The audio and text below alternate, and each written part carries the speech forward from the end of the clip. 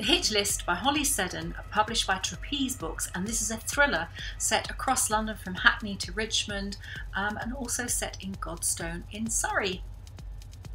I listened to this book on audiobook, and it accompanied me on several long walks during lockdown, and I have to say the time just absolutely flew by, because it's very riveting and it's quite gripping, and there are fair twists and turns along the way that you know, are surprising, and it takes you in directions that perhaps you might not anticipate.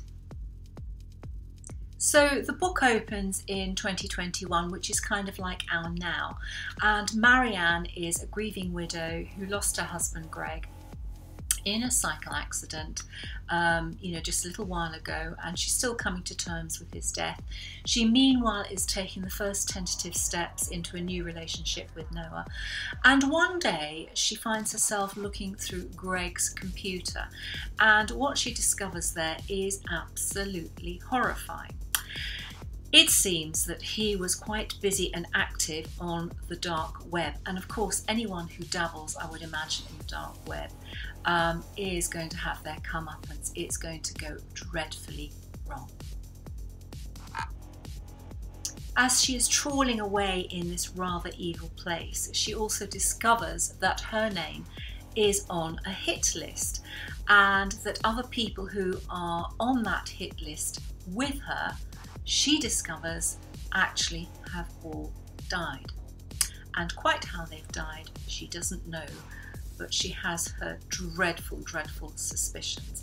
And she thinks, well, shall I go to the police? But how do you actually describe, you know, I happen to be on the dark web and I'm on a hit list and I don't know what my husband was doing. You know, who would believe her? So she's in a really cleft stick.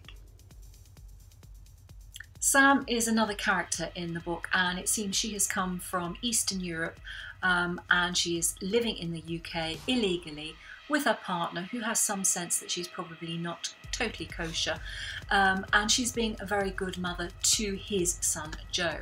Joe is the weak link for her because she's always wanted to be a parent, and you know, she loves that role, but some people have a hold over her, and she is forced to carry out some really gruesome tasks on behalf of people she doesn't really know who they are. Holly Seddon goes back to 2019-2020 to make sense of the now, which is of course 2021, just a little bit ahead of where we are now. And you just know that anyone who is dabbling in the dark web is going to come a cropper.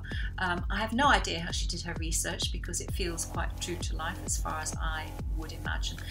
But accessing the dark web is actually a very difficult thing, probably rightly so. So this took me to places that I didn't expect. It took me on a bit of a journey. I found it gripping, and at the end it comes to a nice rounded conclusion. So I think if you are looking for something that is just a little bit different and very gripping, then I think this is certainly one to pick up.